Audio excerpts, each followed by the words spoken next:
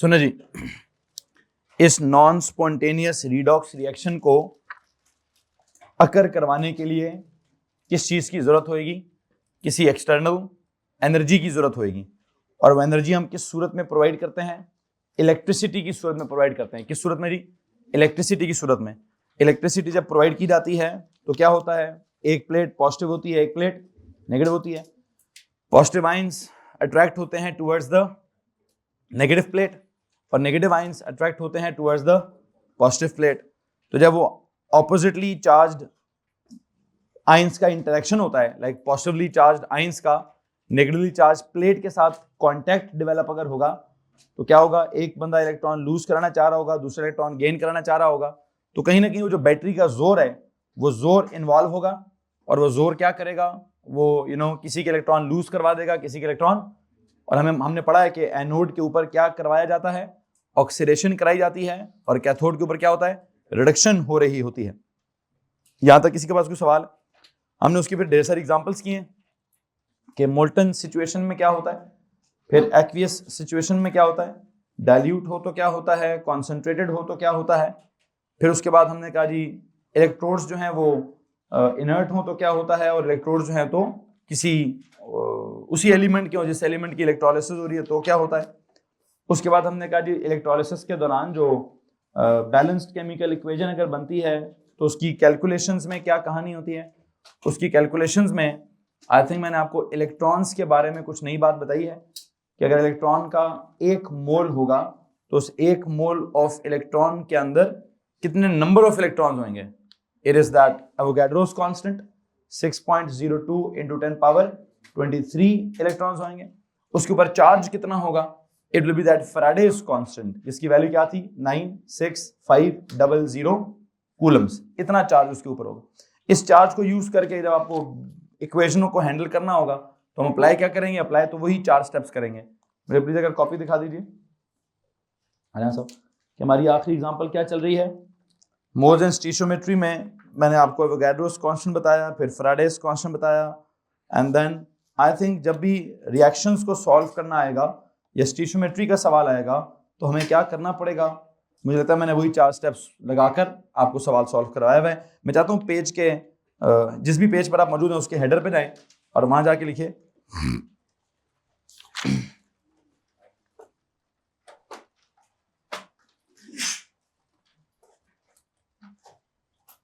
Ji, while solving stoichiometric calculations, while solving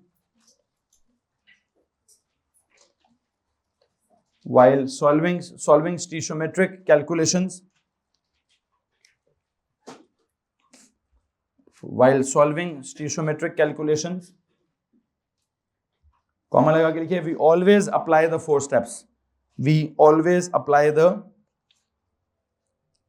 4 steps. We always apply the 4 steps. We always apply the 4 steps. Underline करें जरा 4 steps को। Please tell me क्या होता है step number 1? Balanced chemical equation. पहले लिखिए step number 1, लिखिए balanced chemical equation.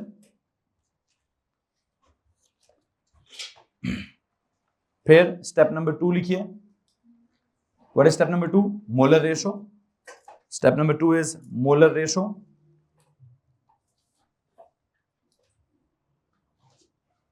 Step number 3 में क्या है? Conversion. Conversion according to the data. Conversion according to the data.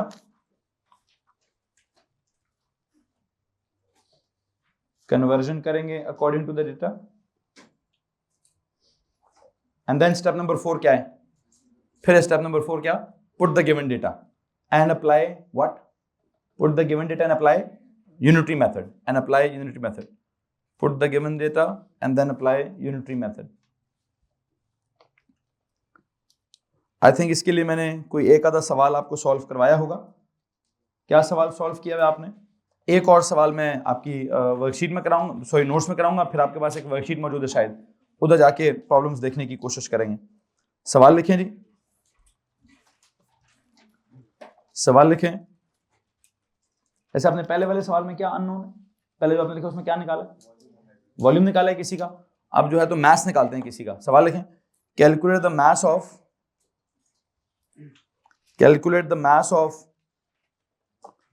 copper deposited,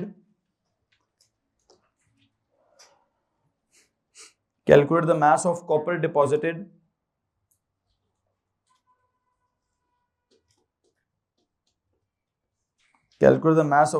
deposited on cathode,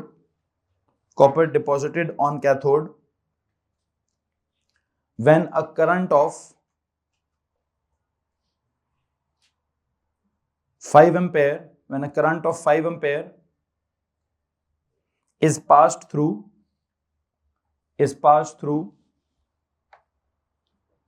aqueous solution of copper sulfate, is passed through aqueous solution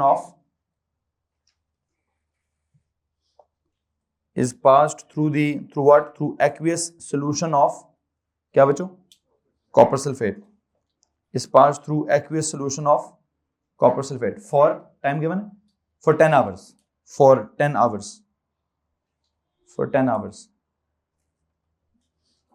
लो जी, आपने क्या data लिख दिया है, underline the word mass of copper.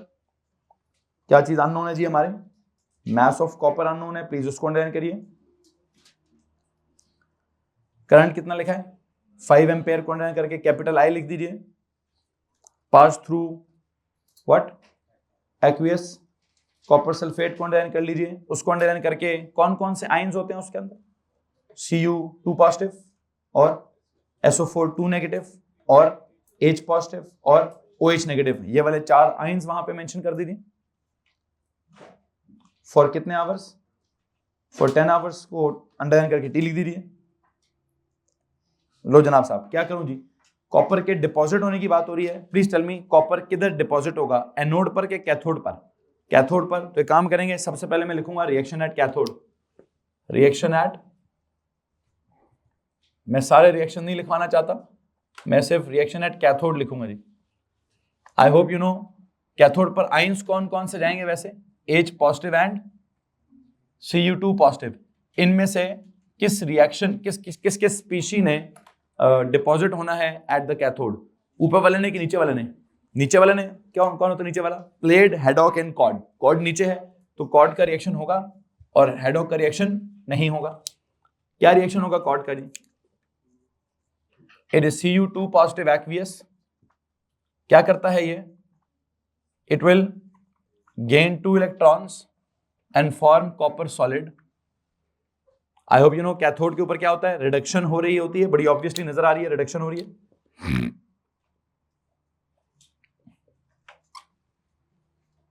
Copper 2 positive ion ने 2 electrons gain किए हैं और copper solid बना दिया है. ओके, अब मेरा सवाल आपसे यह है कि उसने आपको क्या बताया है और क्या पूछा है, ये बड़ी इंपॉर्टेंट बात है जी. क्या बताया सवाल वाले ने, मैस ऑफ कॉपर पूछा है. क्या पूछा है जी, mass of copper is unknown, तो Cu के ऊपर जाए, यहां लिखें इसका मैस इज अननोन. ओके, अगर इसका मैस अननोन है तो क्या उसने बताया है हमें, साइड पे जाइए, साइड पे क्या निकाल लूं, आई थिंक साइड पे मुझे निकाल लेना चाहिए कि आई पता था और टाइम पता था, तो Q is equal to IT का एक फॉर्मूला साइड पे लगाइएगा. आई कितना है 5 एम्पेयर, टाइम कितना है 10 आवर्स इंटू 60 मिनट्स इंटू क्या 60 सेकेंड्स. प्लीज बताइए क्या जवाब आता है. If the current is in amperes and time is in seconds, then the charge is in coulombs. Please tell me क्या charge है, 180, कितने जीरो, 1 2 3 4, 180, इतने कूलम्स का चार्ज आपके पास आ गया.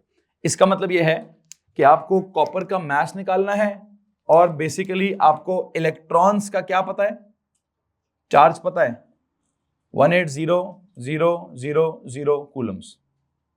ओके, अब जरा प्लीज एक चीज आपने गौर करनी है, मैं उसके ऊपर जरा फोकस करना चाहूंगा ताकि आपके मोल्स का कॉन्सेप्ट थोड़ा सा और इंप्रूव हो जाए. मैं आखिरी दफा मोल्स वाला सवाल करा रहा हूं, इसके बाद मैंने मोल छोड़ के सवालों में नहीं फंसना. मैं सबसे पहले आपको बात बताना चाहता हूं, पहला स्टेप क्या है, बैलेंस्ड है, किसी को मसला तो नहीं है. दूसरा स्टेप क्या है मोलर रेशो. अब एक बात आपने याद रखनी है, मेरा एक स्टेप इधर इधर होगा, अगला स्टेप इधर होगा, अगला स्टेप इधर होगा। क्या होगा जनाब साहब? जब प्लीज गौर से सुनना है आपने, मैं क्या करने लगा हूं, बल्कि मैं कलर्स, डिफरेंट कलर्स के आपको स्टेप्स बताने की कोशिश करूंगा।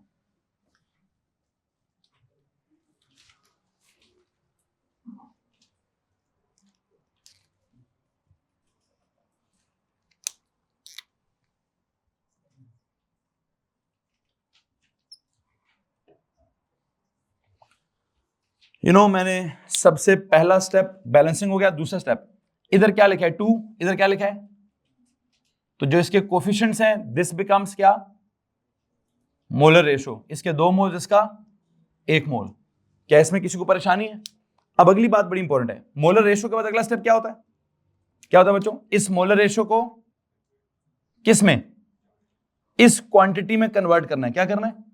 अभी मैं इधर नहीं जाऊंगा, ये जो 2 मोल्स हैं इसको किस क्वांटिटी में कन्वर्ट करूं? चार्ज में। 2 मोल्स का क्या चार्ज है? 96500 मल्टीप्लाई बाय 2 कूलम्स। कन्वर्ट हो गया? ओके। इस 1 मोल को किस में कन्वर्ट करूं? 1 मोल का क्या मास है? 63.5 क्या ग्राम्स। ये 5 किधर से आ गया? 2 दफा 5 थोड़ी होगा। आपका प्योर टेबल में एक ही डेसिमल प्लेस पे जवाब में शायद क्या है, 63.5। ओके। अब अगला स्टेप क्या है? अगला स्टेप मैं क्या करूंगा जी, अब मैं यहां से मजीद आगे जाऊंगा जी, कि पहला स्टेप था मोलर रेशो, ब्लैक कलर का आ गया। अगला स्टेप था कन्वर्ट करो, मैंने उसको चार्ज में कन्वर्ट किया, इसको मास में कन्वर्ट किया, हो गया। अब इससे अगला स्टेप क्या है कि आपके पास जो क्या है, पुट द, जो गिवन डेटा है वो पुट कर लो, 18123 कूलम्स, और इसका गिवन डेटा क्या है, एक्स। एक्स क्या? X grams. अननोन ग्राम्स को यहां क्या लिख देना चाहिए था मुझे, I think I should write x grams. किसी को मसला तो प्लीज हाथ खड़ा कर दीजिए। मैं समझता हूं कि इस तरीके से, मैं पिछले दिनों कहीं ओ लेवल के किसी बच्चे को एग्जांपल दे रहा था, तो मैंने उनको क्या समझाने की कोशिश की, मैंने समझाने की कोशिश की, जरा प्लीज 1 मिनट चाहिए आप लोगों को, 1 मिनट बोर्ड पे ध्यान दीजिए कि भाई पहले ये वाली वैल्यूज लिखना, ये लिख दो ना यहां से, फिर इसको इस क्वांटिटी में कन्वर्ट कर देना, कर दोगे, फिर उस क्वांटिटी में कन्वर्ट करने के बाद ये वाला डेटा है वो पुट कर देना। पहले देखे 2 लिखा है, फिर 2 को चार्ज में कन्वर्ट किया है, फिर चार्ज की जगह, किसी को मसला है इस बात से कि पहले ये मोल्स लिखे, फिर इसको इस क्वांटिटी में कन्वर्ट किया, फिर ये गिवन डेटा यहां पे पुट कर लिया। यही काम यानी किया, पहले 1 मोल लिखा, फिर 1 मोल को इस क्वांटिटी में कन्वर्ट किया, फिर आगे क्या किया, फिर ये वाला स्टेप लगा दिया कि जो गिवन डेटा है अगर अननोन है तो एक्स लिख दिया, नोन होता तो नोन लिख दिया। किसी को मसला तो प्लीज हाथ खड़ा कर दीजिए। Now what, now I hope you no कि सर जी क्रॉस मल्टीप्लाई कर दीजिए। तो याद रखिए बच्चों, मोल्स का जो ये काम है कि 4 स्टेप्स का अप्लाई होना, ये आपका बहुत ही ऑब्वियसली क्लियर होना चाहिए कि पहले मोलर, पहले बैलेंसिंग कैसे करनी है, फिर ये वैल्यू लिखनी है, इसमें कन्वर्ट करना है, फिर ये पुट करना है, फिर ये लिखना है, इसमें कन्वर्ट करना है, ये पुट करना है। तो मोलर रेशो लिखकर उसको कन्वर्ट करना है, फिर इस वैल्यू को पुट करना है, एंड देन क्रॉस मल्टीप्लाई करना है। जवाब निकाल दीजिए प्लीज। हाँ 59.2 क्या दे से सर जी क्रॉस मल्टीप्लाई करें तो आंसर कितना आता है 59.2 क्या होगा जी, ग्राम्स ऑफ कॉपर जो हैं वो क्या हो चुके होंगे, कैथोड के ऊपर डिपॉजिट हो चुके होंगे। यहां तक अगर किसी के पास कोई सवाल है तो प्लीज हाथ खड़ा कर दीजिए। एनीवन? नो, आई थिंक जो मैं समझाना चाहता था मैं आपको समझा चुका हूं। ठीक है, अब मैं यहां से आगे जाना चाहूंगा आपकी वर्कशीट की तरफ। वर्कशीट के कुछ सवाल हैं, उसमें से एक सवाल हमारे नोट्स का है। वर्कशीट में से एक सवाल मैंने बिल्कुल नोट्स में से उठा के दिया हुआ है, मुझे प्लीज वर्कशीट दिखा दीजिए। पिछले पेज पे जो सवाल है वही। चलें, इससे पहले कि मैं क्वेश्चन 2 पे जाऊं, क्वेश्चन नंबर 1 के पार्ट्स में अगर किसी को प्रॉब्लम है तो हाथ खड़ा कर दें। मैंने इसके आंसर की भेजी हुई है, अच्छा मैंने इसके आंसर की भेजी होगी ग्रुप पे। क्वेश्चन नंबर 1 के ए में किसी को प्रॉब्लम है? Anyone? No. Question number B का क्या आंसर निकाला जी? 17 ग्राम, राउंड करें तो 17 ग्राम। 1 के बी में किसी को प्रॉब्लम है? नो। 1 के सी में 17 एम्पेयर, 1 के सी में 17 एम्पेयर है, any problems in that? No. 1 का डी 0.45, 0.45। किसी के पास प्रॉब्लम है तो हाथ खड़ा कर दीजिए। क्वेश्चन नंबर 1 में एनी प्रॉब्लम्स? No, okay. अब जो क्वेश्चन नंबर 2 है वो मैंने आपके नोट्स में करवाना था, किया ही नहीं है कि हुआ नहीं है? हुआ नहीं है। किस किस से क्वेश्चन 2 हो गया है, समझाओ भैया। मैं पहले आपको स्पेसिफिकेशन में एक लाइन पढ़ा देता हूं, उसके बाद देख लीजिएगा जरा। कहते जी आपको फैराडेस कांस्टेंट का पता होना चाहिए, पता चल गया। आपको Q = IT पता होना चाहिए, पता चल गया। आपको चार्ज, मास या वॉल्यूम या जो भी निकालना हो निकालना आना चाहिए, पता चल गया। एंड पे लिखा है describe the determination of a value of the Avogadro's constant by an electrolytic method। तो एक काम कीजिए, आप नोट्स में जाइए, मैं नोट्स में हेडिंग देकर फिर सवाल को कराऊंगा। नोट्स में जाएं जी, बल्कि 3 है, 3 में से कोई एक आधा करा दूंगा, एक आप खुद कर लीजिएगा। क्या लिखे वहां पे? हेडिंग दीजिए determination of Avogadro's constant, determination of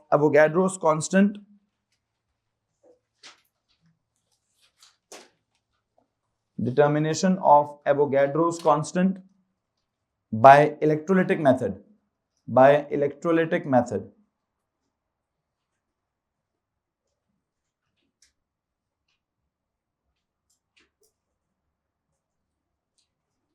by electrolytic method, okay. उस इलेक्ट्रोलाइटिक मेथड में क्या होना है क्या नहीं होना हमने डिटरमिन करना है। एवोगाड्रो कांस्टेंट बाय क्या जी? Bye electrolytic method. उसके लिए नीचे सीधा सीधा सवाल लिख दीजिए। ठीक है जी, question 2 of the worksheet, question number 2 of worksheet.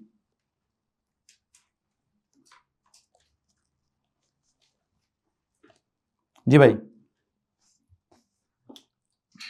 आप वो वर्डिंग्स लिखना चाहते हैं तो पूरा सवाल लिख दीजिएगा, अदरवाइज जस्ट कैरी कर लीजिए, या मैं सवाल पढ़ लेता हूं, आप डेटा लिख दीजिएगा। An electrolytic cell is set up to determine a value for the Avogadro's constant L। ये सवाल है, बीच में से डेटा लिख दीजिएगा। The electrolyte is dilute sulphuric acid. एक काम करो, इलेक्ट्रोलिटिक सेल को अंडरलाइन करो। इलेक्ट्रोलिटिक सेल लिखा ना आपने कहा जी, क्या लिखा जी? नीचे पढ़े, डिस्क्राइब क्या? Determination of Avogadro's constant by electrolytic method. 2 लफ्जों को अंडरलाइन कर लें। एवोगाड्रोस कांस्टेंट हमने डिटरमिन करना है, और किस मेथड से करना है? बाय इलेक्ट्रोलिटिक मेथड से करना है। इलेक्ट्रोलिटिक मेथड में क्या होता होगा सर? इलेक्ट्रोलिटिक सेल होता होगा, इलेक्ट्रोलिसिस होती होगी। तो आप सवाल पढ़ते हैं, लिखते हैं एन इलेक्ट्रोलिटिक सेल। लो जी, इलेक्ट्रोलिटिक मेथड में सबसे पहली चीज है इलेक्ट्रोलिटिक सेल है। ओके, इस इलेक्ट्रोलिटिक सेल में क्या क्या है? The electrolyte is dilute sulphuric acid. इसमें इलेक्ट्रोलाइट कौन है? Electrolyte is dilute H2SO4 and both electrodes are copper. Electrodes किसके हैं? इलेक्ट्रोड जो हैं वो कॉपर के हैं।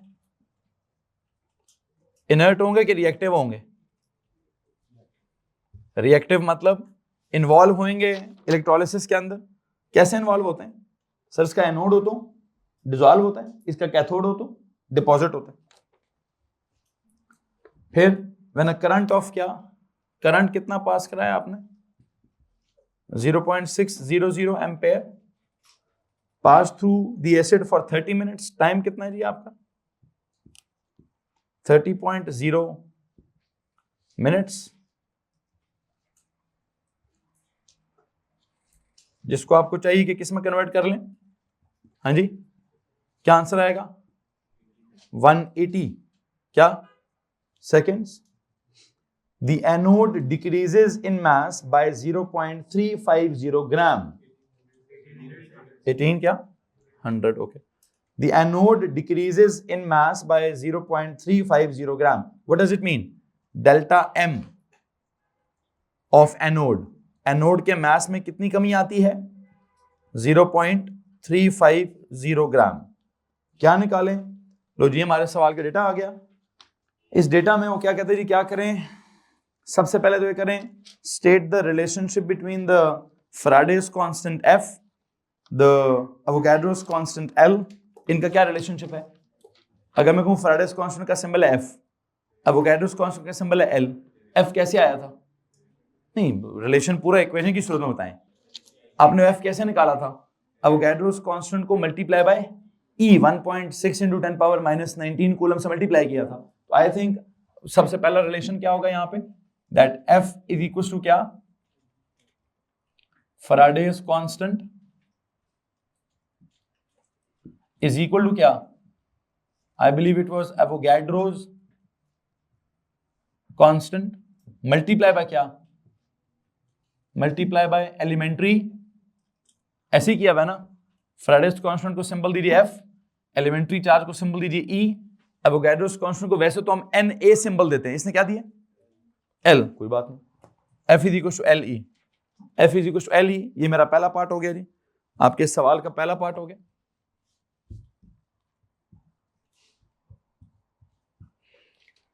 अब आते हैं पार्ट 2 की तरफ। पार्ट 2 क्या है? कहता है यूज द एक्सपेरिमेंटल इंफॉर्मेशन जो भी आपको दी है and use the elementary charge on an electron, that is कितना 1.6 into 10 power minus 19 कूलम्स। एक और डेटा भी है, elementary charge 1.6 into 10 power minus 19 coulombs. इसको यूज करें और क्या करें, calculate a value for the Avogadro's constant. आपने एवोगैड्रोस कांस्टेंट की वैल्यू निकालनी है। ओके, उसकी वैल्यू निकालने के लिए मुझे प्लीज बताइए, ये तो था रिएक्शन एट कैथोड, इधर क्या करूं, डेल्टा टाइम ऑफ एनोड हो रहा है तो किसका रिएक्शन लिखूं, या लिखूंगा reaction at anode. Please tell me what is the reaction at anode. Mass decrease क्यों होगा?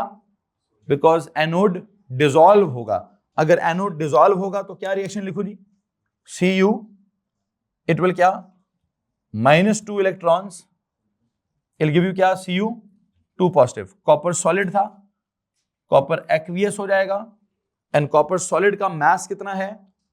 आई होप आपको मालूम है कि हमने क्या डेटा इन्वॉल्व है जी, यहां पे देखिएगा जरा।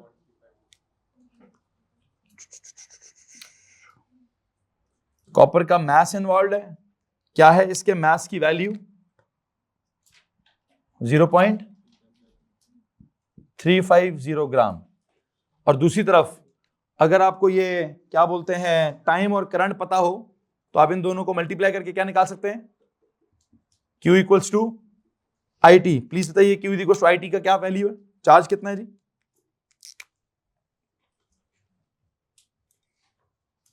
I was 0.600 multiply by time is 1800, जो आप बता रहे थे आप 1080 क्या कूलम्स। ओके जी,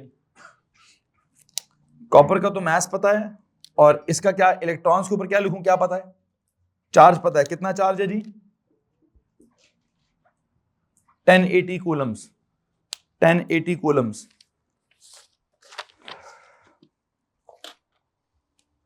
अब आपसे एक सवाल है भाई, यू नो स्टीशियोमेट्री अप्लाई करते हुए क्या करना होता है, 4 स्टेप्स लगाने होते हैं। 4 स्टेप्स कैसे लगेंगे, गौर से मेरी बात सुनिए। पहला स्टेप क्या है, बैलेंस केमिकल इक्वेशन हुई भी है, किसी को मसला तो नहीं इस बात से। अच्छा, अगला स्टेप क्या है मोलर रेशो, इसका है 1 मोल, इसके हैं 2 मोल्स। ओके, उससे अगला स्टेप क्या है कि इस 1 मोल को किस में कन्वर्ट कर दें, मास में। प्लीज टेल मी 1 मोल का मास क्या होगा, कॉपर के 1 मोल का मास क्या है, 63.5 ग्राम। अब अगली बात बड़ी इंपॉर्टेंट है यार, बहुत ज्यादा इंपॉर्टेंट है। ये जो 2 लिखा है, ये 2 किसके मोल्स हैं, 2 मोल ऑफ इलेक्ट्रॉन्स को किस में कन्वर्ट करना है आपने, चार्ज में। और अगर सवाल वाले ने कहा जी एवोगैड्रोस कांस्टेंट आपने निकालना है, इसका मतलब ये भाई मुझे नहीं पता 96500 क्या होता है। अगर तो मुझे 96500 पता है, what does it mean, it means वो 96500 निकाला कहां से था आपने, इधर से तो निकाला है।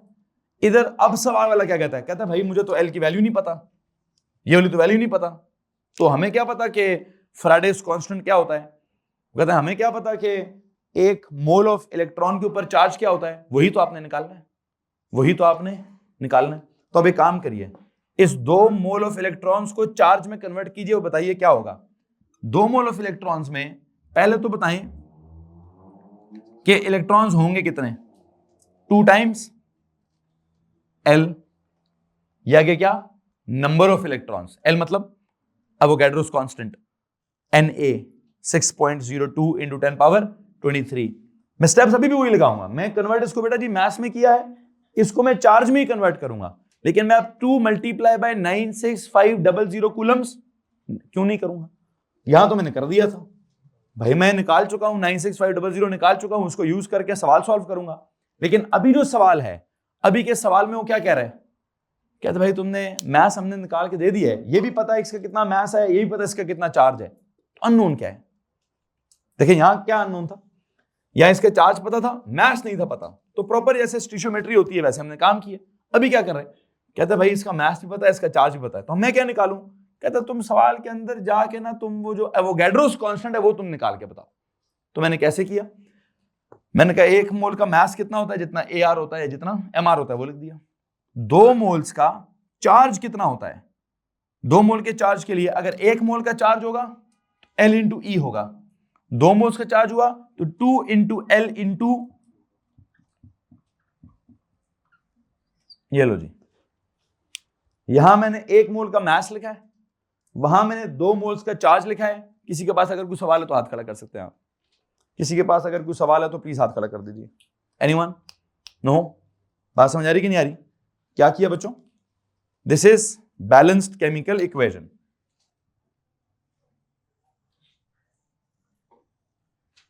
सबसे पहले हमने क्या किया जी, बैलेंस्ड केमिकल इक्वेशन लिखिए।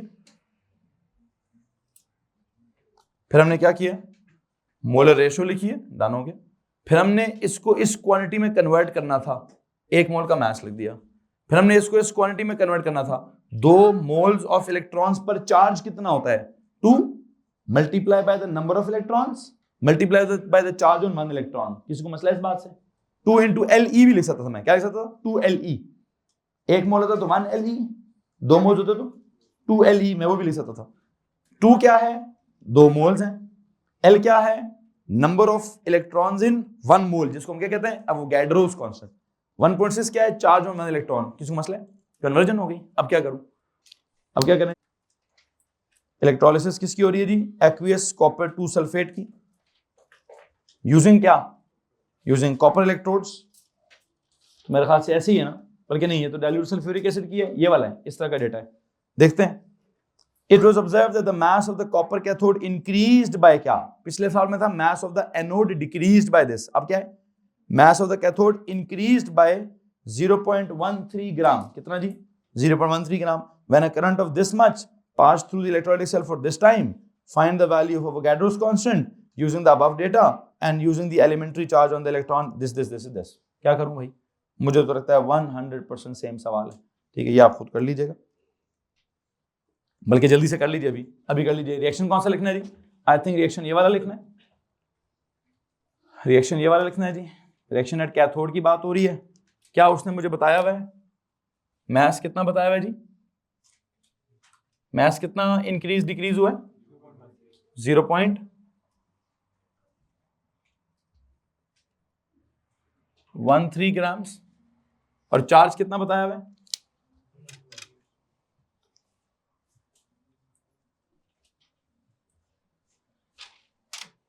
Q is equal to IT, please tell me what is I, कितने Ampere's, 0.2 Ampere's, time 34 minutes, multiply by 60 seconds, please बताएं क्या जवाब आ रहा है, 408 कूलम्स आ गए। ओके, इसका मतलब चार्ज है कितना, 408 कूलम्स, जितना मैस है उतना क्या किया जाएगा, अभी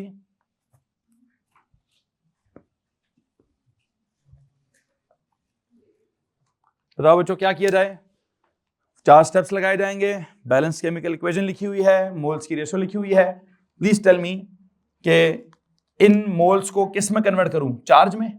2 मोल्स का चार्ज क्या होता है, 2 टाइम्स F।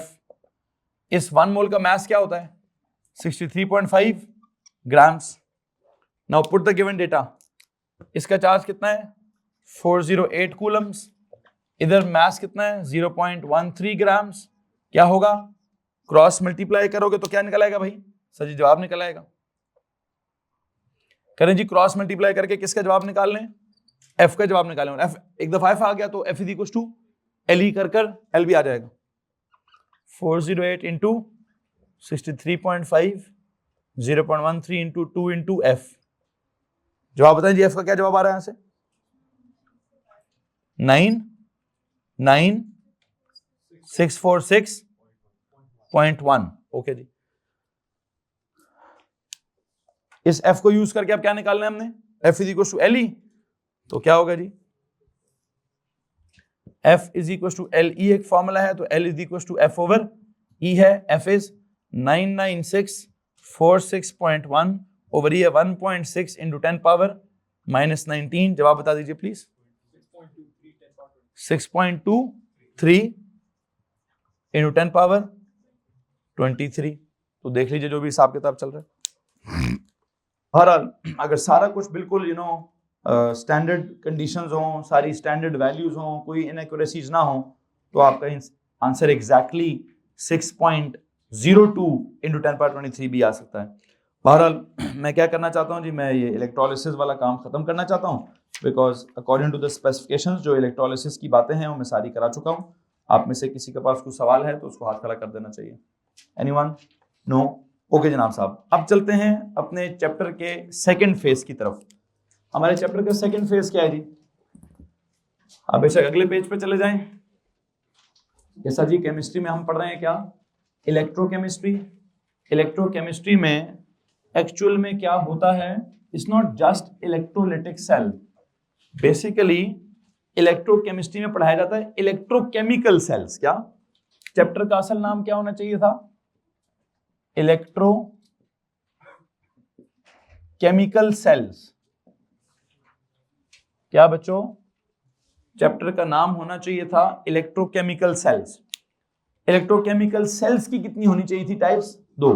कौन कौन सी, एक जो मैंने पढ़ा दी है कौन सी वाली, इलेक्ट्रोलिटिक सेल, और एक जो मैंने पढ़ानी है कौन सी वाली, वोल्टेक सेल। तो देखते हैं जनाब साहब, बेसिकली चैप्टर का नाम इलेक्ट्रोकेमिकल सेल्स है और मैंने आपको कहा कि दो होने चाहिए। पहले कौन से वाले, इलेक्ट्रोलिटिक सेल, और दूसरा क्या, वोल्टेक सेल।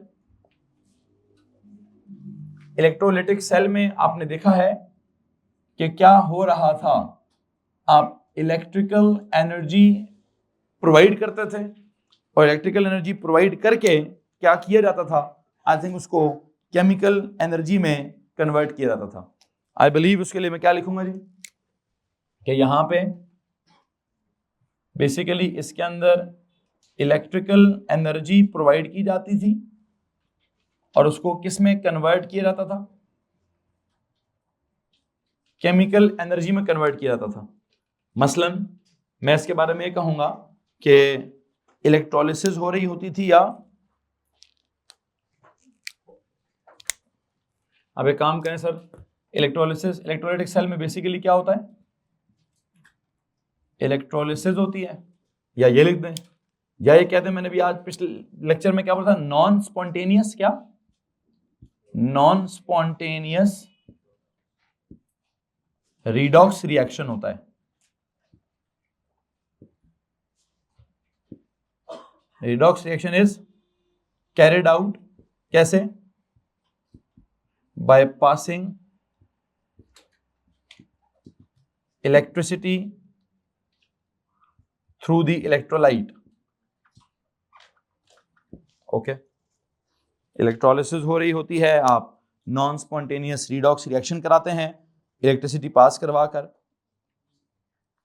या मैं आसान लफ्जों में कह सकता हूं कि इलेक्ट्रिकल एनर्जी या इलेक्ट्रिकल करंट को यूज करके क्या किया जाता है, क्या किया जाता है, कोई पर्टिकुलर रिएक्शन जो है वो कंडक्ट करवाया जाता है। मैं अल्टीमेट स्टोरी ये लिखूंगा कि इलेक्ट्रिकल एनर्जी इज क्या, provided to conduct a chemical reaction. Electrical energy को केमिकल एनर्जी में कन्वर्ट करने से बहुत बेहतर है कि मैं ये लिखूं कि इलेक्ट्रिकल एनर्जी ने क्या कराया है, एक रिडॉक्स रिएक्शन कंडक्ट कराया है। तो I think electrical energy is used to conduct a chemical reaction. Hello जी, ये कहानी आपकी इलेक्ट्रोलाइटिक सेल की चल रही है। किसी के पास कोई सवाल है? आप क्या कर रहे थे? आपने देखा हुआ है कि सर जी वो एक डब्बा सा होता है, डब्बे में सोल्यूशन सा होता है, दो बीच में प्लेटें होती हैं, एक स्विच ऑन ऑफ होता है, फिर बैटरी होती है, एंड यू नो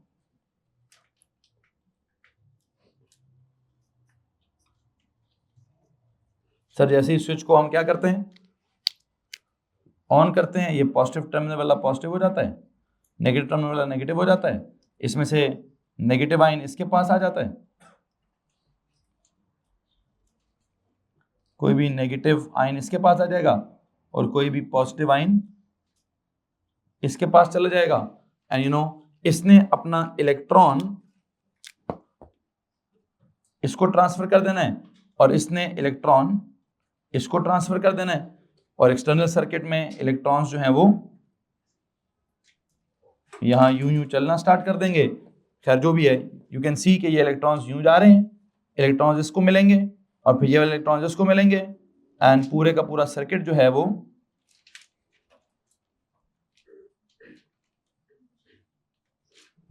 ऐसे जा रहे हैं जी।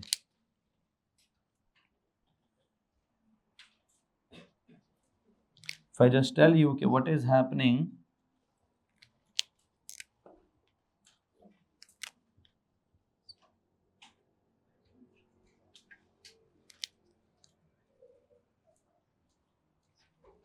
इलेक्ट्रॉन्स ये से उधर उधर उधर उसमें से इसमें आ गए और इसमें से उसमें चले गए। आई होप यू कैन सी के पूरा एक इलेक्ट्रिकल सर्किट सा डेवलप हुआ है। यहाँ तक अगर किसी के पास कोई सवाल है तो उसको हाथ खड़ा कर देना चाहिए। मैंने ये सारी कहानी आपको पढ़ाई हुई। अब मैं कहानी को बिल्कुल उल्टाने लगा हूँ। कहानी में क्या उलट बात होगी? जो मैंने यहाँ लिखा है एग्जैक्टली उल्टा कर दीजिए। कैसे उल्टा करूं? वहां आपने लिखा electrical energy is converted to chemical energy, तो भाईजान फिर उसका रिवर्स काम भी तो होना चाहिए। दुनिया जहान में हम क्या कहते हैं, प्लस है तो माइनस भी है, मल्टीप्लाई है तो डिवाइड भी है, फंक्शन है तो इनवर्स फंक्शन भी है, डिफरेंशिएशन है तो इंटीग्रेशन भी है। तो भाईजान अगर आपने इलेक्ट्रिकल को केमिकल में कन्वर्ट कर दिया है तो फिर केमिकल को इलेक्ट्रिकल में भी कन्वर्ट किया जा सकता है। अगर आपने बिजली से रिएक्शन करवाया है तो कोई तो रिएक्शन ऐसा होगा जिसको करवाकर बिजली पैदा कर लें। तो एग्जैक्टली ये मेरा आज का टॉपिक है कि जनाब साहब क्या हो रहा है कि यहाँ पे this is one of the concept, and इसका बिल्कुल उल्टा कॉन्सेप्ट भी एग्जिस्ट करता है कि क्या होगा वोल्टेज सेल के अंदर केमिकल एनर्जी को कन्वर्ट करने की कोशिश की जाएगी किसके अंदर? इलेक्ट्रिकल एनर्जी के अंदर। और ये कैसे होगा? इसका नाम मैं इलेक्ट्रोलिसिस तो नहीं रखूंगा, इलेक्ट्रोलिसिस तो नाम उसी का है। यहां पर क्या होगा, वहां मैं कहता हूं नॉन स्पॉन्टेनियस रिडॉक्स रिएक्शन हो रहा है। मुझे लगता है यहां क्या करूं, एक स्पॉन्टेनियस रिडॉक्स रिएक्शन को कंडक्ट करने की या कैरी होने की इजाजत दी जाएगी, और उसके दौरान क्या हो रहा होगा, इलेक्ट्रिकल एनर्जी प्रोड्यूस हो रही होगी, और उसको कैसे स्टोर किया जाएगा वो हम देख लेते हैं। तो मैं यहां क्या लिखना लगा हूं कि क्या होगा जी, what a spontaneous redox reaction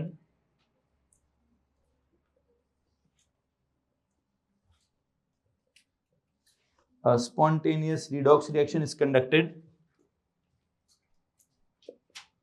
क्या करने के लिए? to produce electricity, to produce electricity या to produce electricity लिखें, is conducted to produce electricity।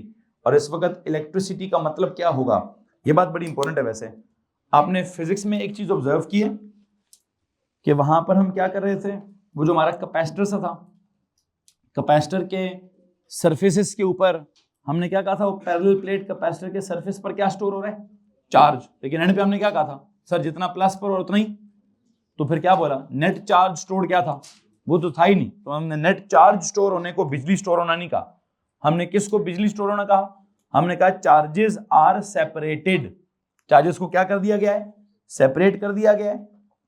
उन प्लेटों के दरमियान में क्या डेवलप कर दिया गया है, इलेक्ट्रिकल पोटेंशियल डिफरेंस डेवलप कर दिया गया है।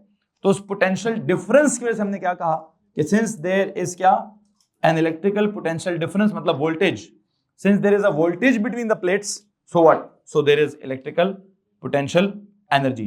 तो आई बिलीव सबसे इंपॉर्टेंट चीज जो है वो इलेक्ट्रिसिटी में चार्ज, चलो चार्ज तो उसकी बुनियादी चीज है, चार्ज स्टोर करना इतना इंपॉर्टेंट नहीं है। क्या इंपॉर्टेंट है जी, पोटेंशियल डिफरेंस डेवलप करना। क्या करना जी, इलेक्ट्रिकल पोटेंशियल डिफरेंस डेवलप करना। तो मुझे लगता है सबसे इंपॉर्टेंट यहां क्या होगा, a spontaneous reaction is conducted to produce electricity, that is, क्या मतलब है produce electricity, electrical potential difference is created, क्या करूं यहां पे जी, लिखें जी, electrical potential difference is developed, electrical potential difference is developed between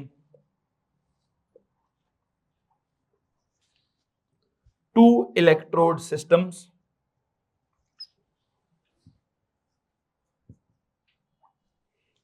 call them half cells. Electrical potential difference is developed between two electrode systems that are half cells by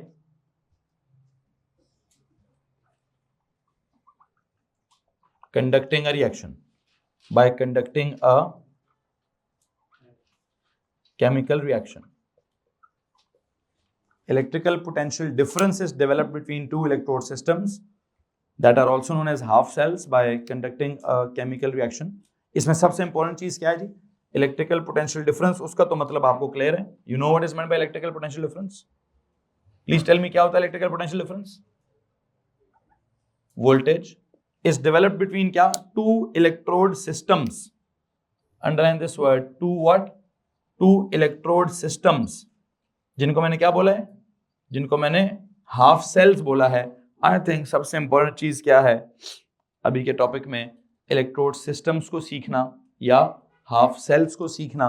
खैर बार मैं यहाँ ड्राइंग उसकी बना देता हूँ कि मैं किस चीज को हाफ सेल कह रहा हूँ या किस चीज को इलेक्ट्रोड सिस्टम कह रहा हूँ। दो इलेक्ट्रोड सिस्टम से तो ड्रॉ कैसे करूं, सुनिएगा गौर से, एक दो डब्बे बना लिए,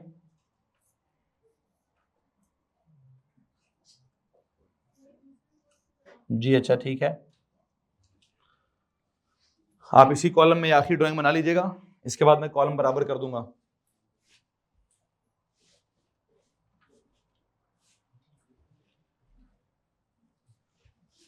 दो इलेक्ट्रोड सिस्टम का मतलब है दो डब्बे बनाऊंगा,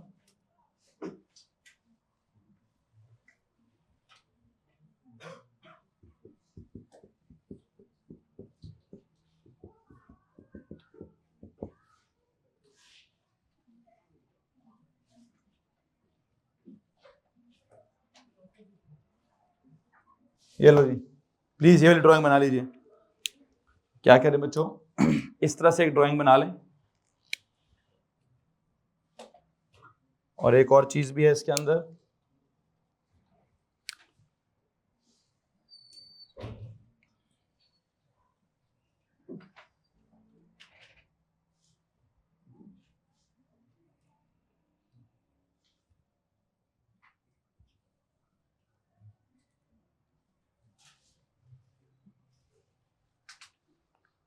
इस तरह से एक ड्राइंग बना लीजिए। मेरा आपसे एक सवाल है, ये क्या लगा हुआ है, इस वाले सेल में आपने क्या लगाया हुआ है, बैटरी लगाई हुई है। क्या लगाया हुआ है जी, तो बैटरी क्या करती होगी, यहां बैटरी यहां वोल्टेज प्रोवाइड करती होगी। क्या करती होगी भाई, अच्छा वहां मैंने कोई बैटरी शैटरी नहीं लगाई। ये क्या लगा हुआ है, वोल्ट मीटर, ये क्या करेगा, ये प्रोवाइड करेगा भाई, ये मेजर करेगा क्या, कि इधर और उधर कितना पोटेंशियल डिफरेंस है। क्या चेक करेगा ये, कि इधर और उधर पोटेंशियल डिफरेंस है कि नहीं है, ठीक है। वो कहेगा भाईजान उधर हमने बैटरी प्रोवाइड की है, बैटरी लगाई है विच प्रोवाइड्स वोल्टेज, यहां मैंने वोल्ट मीटर लगाया है विच डिटेक्ट्स वोल्टेज, ये प्रोवाइड नहीं कर रहा है, चेक करेगा है कि नहीं है, ठीक है। बहरहाल उसकी ड्राइंग में हमें मालूम है कि सोल्यूशन के अंदर कौन है, सोल्यूशन के अंदर is electrolyte and this one this electrode is known as क्या, anode, this electrode is known as क्या, कैथोड। अच्छा, लेकिन यहां जब आप गौर करेंगे तो मैंने यहां क्या किया, यहां मैंने एक, तो पहली तो बात है एक डब्बा नहीं है, क्या भाई एक डब्बा नहीं है, कितने डब्बे, 2 डब्बे हैं।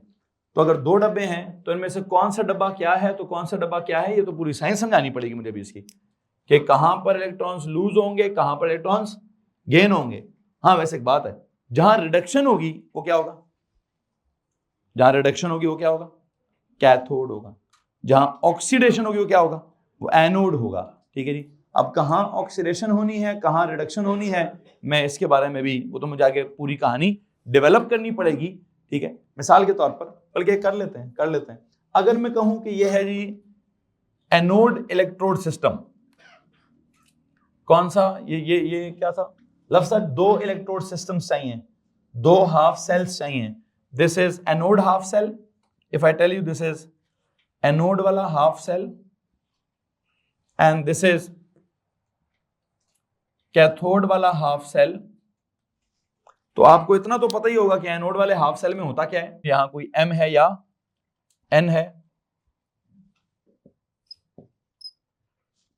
पॉजिटिव है कि नेगेटिव है, मुझे अगर इसमें से इलेक्ट्रॉन्स ले लिए जाएं, इसमें से इलेक्ट्रॉन्स ले लिए जाएं, तो प्लीज टेल मी इसकी ये वाली प्लेट क्या हो जाएगी, अगर इसमें से इलेक्ट्रॉन्स निकाल लिए जाएं तो ये ऊपर से पॉजिटिव हो जाएगा,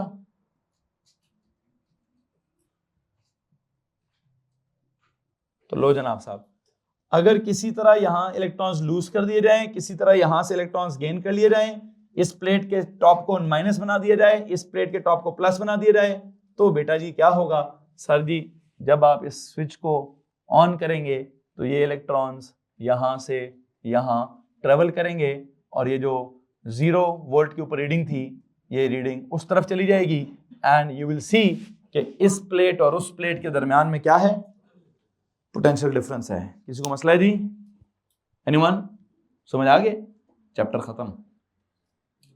अगर समझ आ गया तो चैप्टर खत्म भाई, क्या समझ आया है, ये तो आप ऊपर से समझ आएगा, कहीं से लूज हुए हैं, कहीं से क्या, किसने लूज किए हैं, किसने गेन किए हैं, क्यों लूज किए हैं, क्यों गेन किए हैं, क्या सीन हुआ है, क्या नहीं हुआ। आई थिंक मैंने उसकी डिटेल अभी आपको नहीं दी है, बस एक ड्राइंग बना दी है, ड्राइंग का हल्का फुल्का कुछ ना कुछ समझा दिया है। एक लाइन और लिखिए, लेक्चर खत्म करता हूं, कल स्टार्ट करेंगे। क्या बोले जी, बोले जी इसके अंदर है क्या, 2 हाफ सेल्स हैं, लेकिन it is also known as galvanic cell, क्या, लेकिन ये बस आखिरी बात लिखिए, this is also known as, नाम क्या इसका वैसे, voltaic cell, voltaic cell is also known as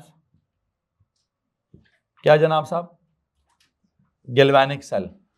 इस गैल्वेनिक सेल में वोल्ट मीटर क्या है, बस मेजर करने के लिए होगा।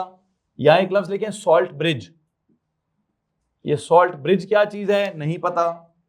यह एनोड वाला इलेक्ट्रोड सिस्टम, किस इलेक्ट्रोड सिस्टम ने इलेक्ट्रॉन्स लूज किए हैं, किसने गेन किए हैं, नहीं पता जी। आई थिंक ये भी एक इलेक्ट्रोड सिस्टम है, कॉल इट इलेक्ट्रोड सिस्टम। ये भी क्या है, ये भी एक इलेक्ट्रोड सिस्टम है, इसको भी कहिए इलेक्ट्रोड सिस्टम है। अब वहां क्यों ऑक्सीडेशन हुई है, यहां क्यों रिडक्शन हुई है, इसके अंदर की कॉम्पोजिशन क्या है, इसके अंदर की कॉम्पोजिशन क्या है, नो आइडिया। आई थिंक मुझे ये अगले लेक्चर में इलेक्ट्रोड सिस्टम क्या होता है या हाफ सेल क्या चीज होती है, इसकी फुल फ्लेज डिटेल जो है वो डेवलप करनी पड़ेगी।